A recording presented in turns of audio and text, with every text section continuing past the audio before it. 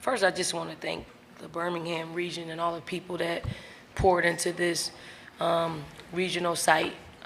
Everybody felt welcome, from our hotel to just walking around the street to being in this arena. Really felt welcoming to our game. And then just congratulate Duke on a great season and a hell of a basketball game. It's unfortunate that one of us had to win and one of us had to lose, but it wasn't from working super hard trying to get it done. Okay, we'll take questions for the players. We'll begin right here. Cameron T with The Athletic. Chloe, this is for you. I saw you after the game walking around talking to all the South Carolina fans. I think you were hugging, taking pictures with even some of the kids who were in the stands. Between embracing that moment and, in the fourth quarter, you had 8 of your 14, and you had 4 free throws. Just kind of put into words what it's like embracing this moment on the court and also with the fans there as well. Fan-wise, the fans mean so much to me. Those little girls and little boys, they look up to us, and just watching Coach throughout my years here go and really try and say hi and take a picture with everyone, it made me feel like I need to actually do that more.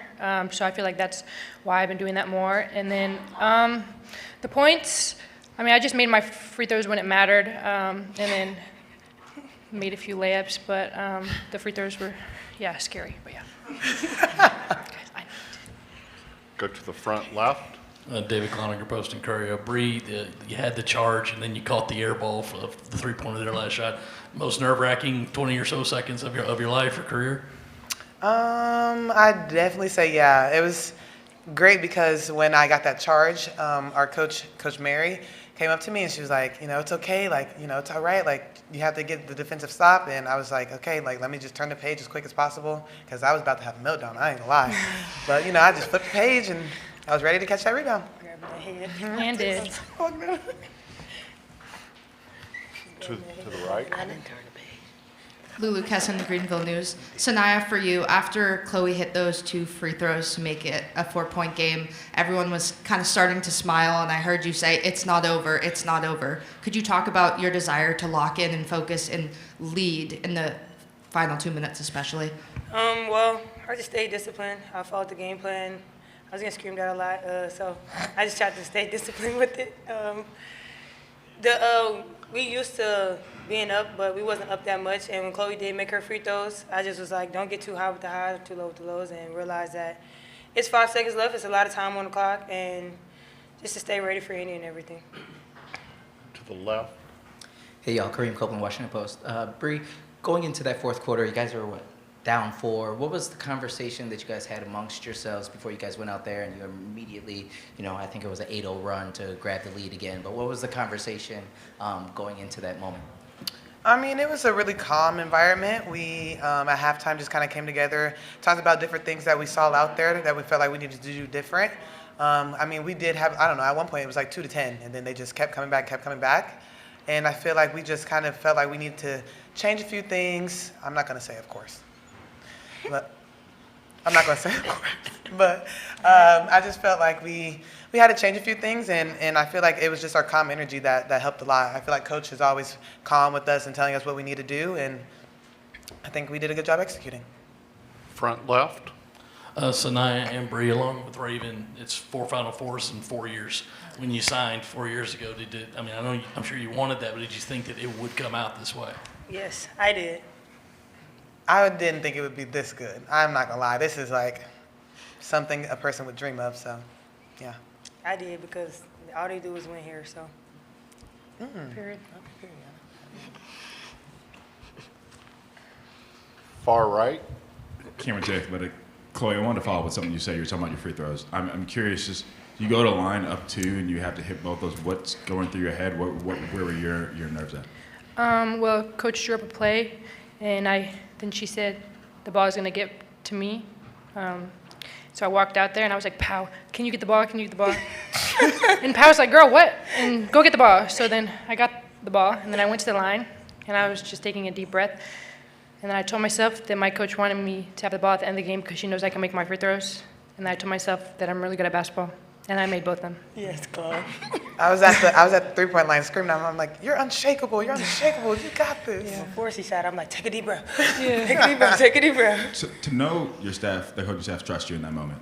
I mean, what does that feel like for you? I know you've been here for 3 years now, but just knowing that moment they trusted you to put the game away there. I mean, it feels amazing because I feel like I just worked so hard, and my process is different. Everyone's process is different, and I'm just so blessed that I'm able to be in that position at the end of the game to go to the Final Four.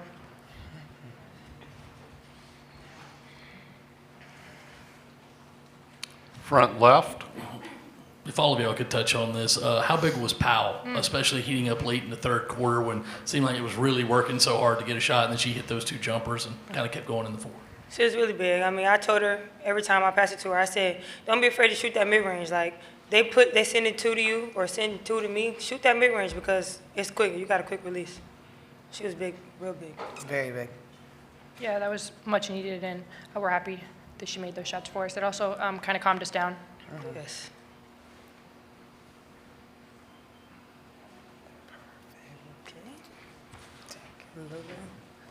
Far right.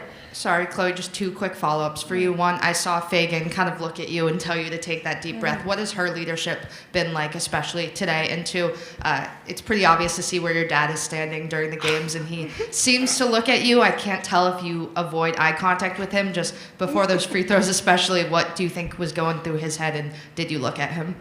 I do avoid him a lot during the game, but I've been actually starting to look at him more because he'd just be saying the right stuff at the right time. I didn't look at him before the free throws because I was scared. But Sania, I mean, her leadership means so much. I mean, she's such a big vocal voice out there, and I'm just so proud of how she played today and how she's been playing. And yeah. Any more questions? Okay, ladies, you're dismissed. Thank you. Bye-bye.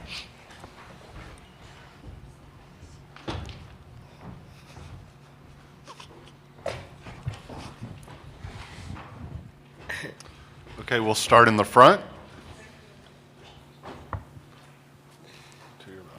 Dawn, it seemed like Duke's game plan was to junk it up on defense, try to keep the score low. Just how effective were they at doing that, and how difficult was it to try to solve that?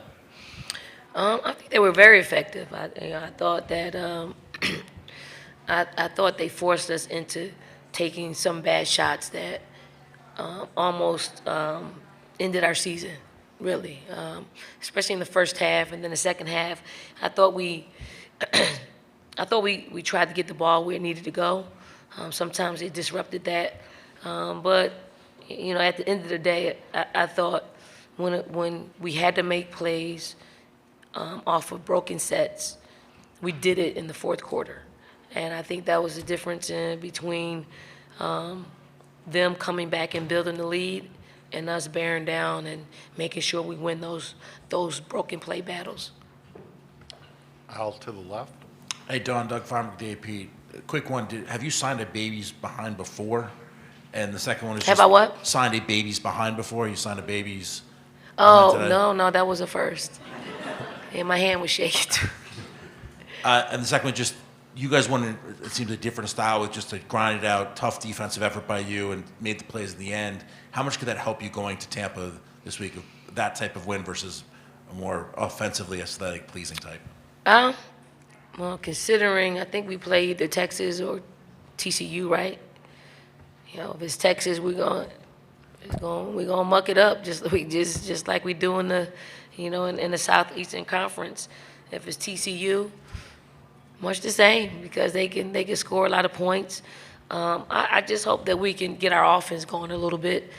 We can't seem to play a little bit more fluidly. I thought we played with a lot better pace than we did on Friday. So, I mean, the pace will help some. But, you know, when you have two teams that really defend, it's going to look like that. So I thought both of us accomplished what we needed to accomplish while trying to get a win. Right, Al. The AP, going off of what Sania was saying about after Chloe hit those free throws, she was telling them, like, it's not over. Having your players kind of take that accountability and leadership and pull the best out of each other during a game that wasn't easy. How important was that, and how big will that be going forward? I mean, super important.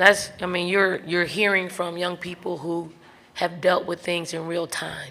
So I'm not surprised, but I'm proud because they have great self-talk. They have great talk amongst each other. They want each other to do well. They want to win. So it's all communication that's helpful in those moments. Now, we're probably communicating something else, and they're balancing us with that kind of talk, especially out of a timeout. They'll walk on the floor, and they're just talking to each other through what needs to happen. That is a team and players that have played with each other a long time, and the teams and players that have done life skill sessions together, team that's done, the practices and the breakdown. Like, we got the best video coordinator ever.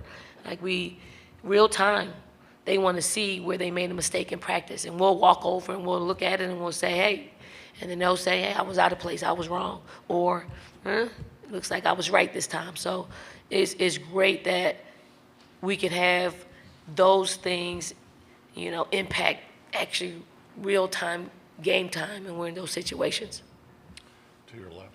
Abby Halpin, USA Today. Coach, I want to ask you about something that happened off the court. Right after the game, before the trophy presentation, you went up to the Carolina basketball band and you shook hands with Dr. Wright and some of the students. What's your relationship like with the band, and why was it so important for you to go up to them afterwards? I think it's customary for us to do. That's one. Two, I just think that, the bands don't probably get enough credit that they deserve. They are at all the sporting events. They are, injecting energy. When they're playing their songs, no matter what we're doing, no matter how locked in we are, it just feels familiar. So when they're able to, give us some familiar, you can lock into what needs to happen out there on the floor. And, I really enjoy them. They've been with us, some of them have been here, over the past 4 years, are going to their fourth Final Four. So I just want them to feel a part of it because they really are a part of the atmosphere that's created in the gym. To your left. Hey, Don, Kareem Copeland, Washington Post. Same thing I was asking Bree. What was that message going into the fourth quarter after a rough third, and what does it say about them that they not only responded but immediately responded right at the beginning? Yeah, the message was basically we got to operate. One, it was the offensive rebounds were killing us. Okay. Two, we have to operate in broken plays, right? Because they blew up some of our sets, and then when they blow them up, we have to stay calm, and we have to get a shot at the basket to actually give us an opportunity to make a basket or offensive rebound. But it was just about runs. It was their run. And we just talked about going on one of our runs. Far left. Don, you said Friday that at least on that day you didn't look, I think, like a national championship team. How do you feel now after that game? You went for that? Look, at this point, it's not going to look pretty. Okay, it's not. There are stretches in each game that is not going to look pretty. If you watch all the games, maybe the score at the end of a UConn game is not indicative of how it looked in the first two quarters. So some of it's not going to look as smoothly as us coaches and players envision or how we practice. But you certainly have to get down and play the kind of game that's presented in front of you, and we'll do that. If we're not scoring a whole lot of points, then we got to up our defense. If we're scoring a whole lot of points, we got to up our defense.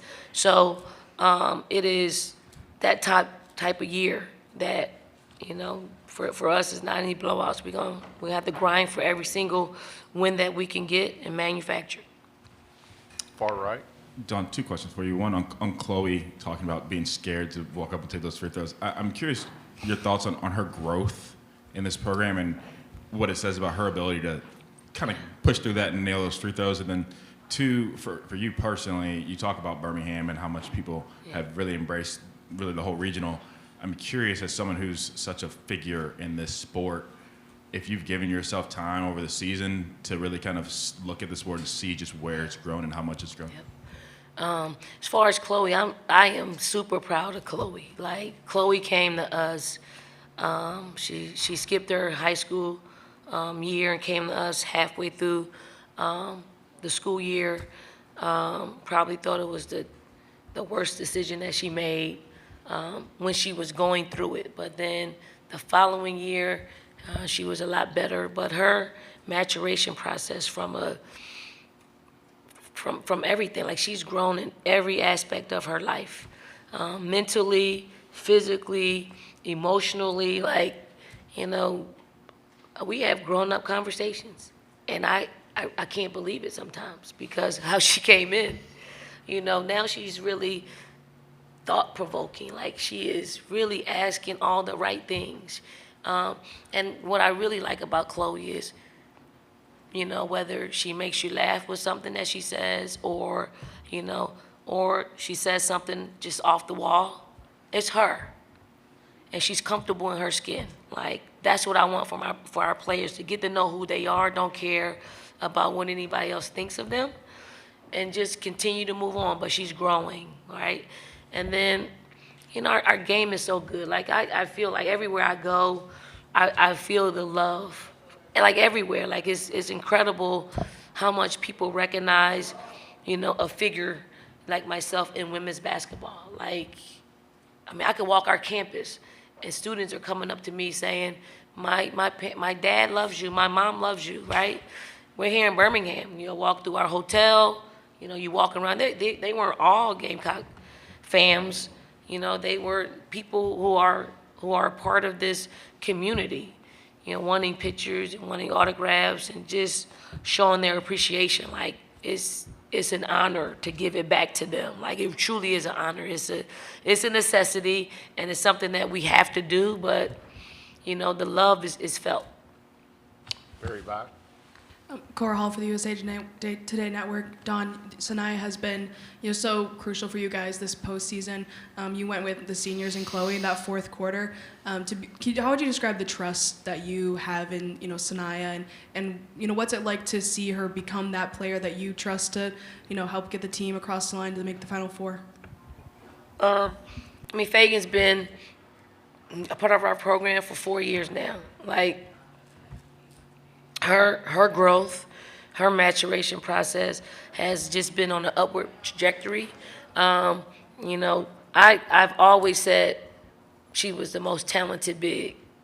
Like, you know, whatever big that was on our roster, she was the most talented as far as being able to make moves and understand the game and communicate the game. To see her just out there performing like a senior, that's what you want. I wanted her there a lot sooner than this year, but, you know, people's process are their process. You know, we try to fast track it, but some of them just have to go through it. And once they've gone through it, you know, it's not very much communication that's needed. They just go out there and do it. So, very happy. We got to lean on her for, you know, hopefully 2 more games. And they'll, you know, that entire class will leave here as the most decorated if they can get another championship. To the front, right, left. Joyce hasn't had a great 3-game stretch.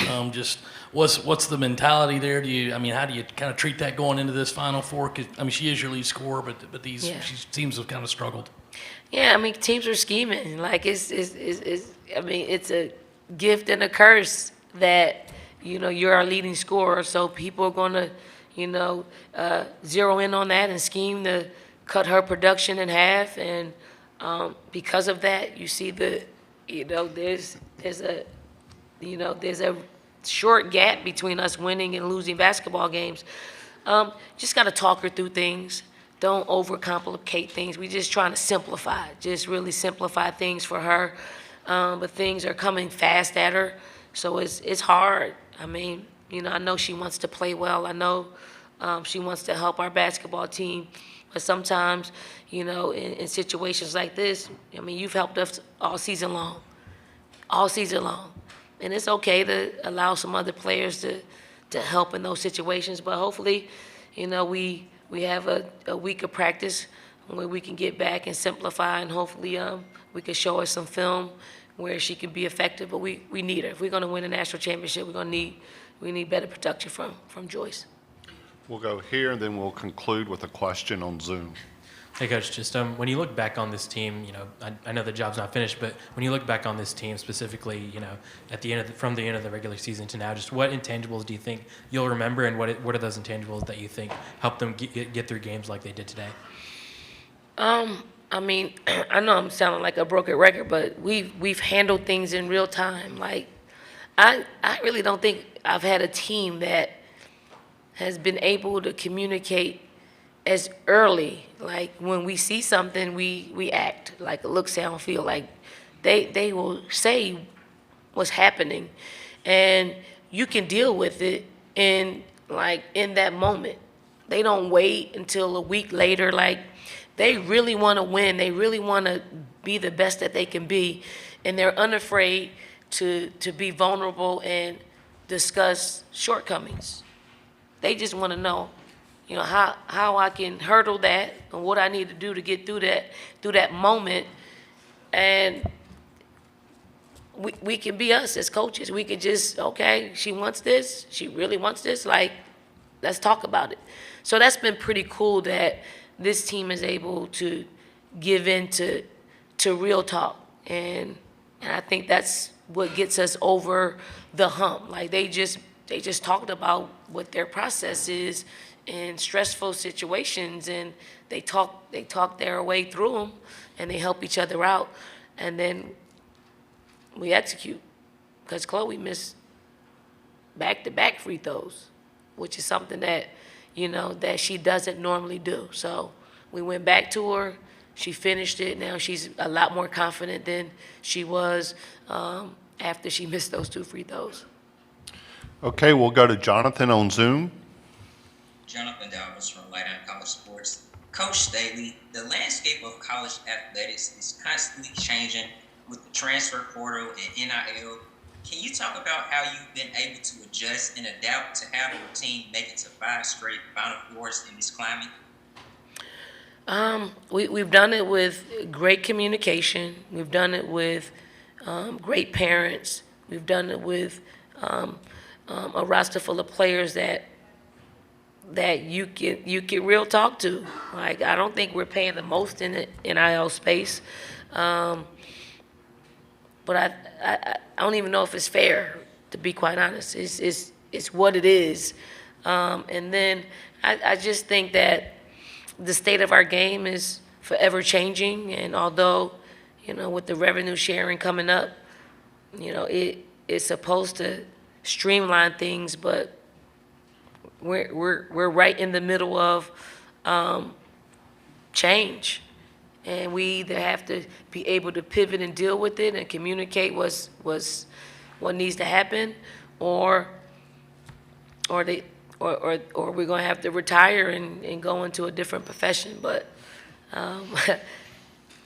I think it boils down to just communication. You either have it or you don't in the NIL space, and then you just have to communicate that to agents and parents and give them a choice. You got non-negotiables, you got priorities. What are your priorities? Is it NIL? If it's NIL, I'm quick to say, go get the money. Put it away. Let it compound. Okay? If you want something different, you want a different experience, and we've been to 5 straight Final Fours. We know what that looks like and feels like and sounds like, and what goes into that. We're gonna give you a different experience. That's gonna cost you a few dollars. Okay, thank you. Thank y'all.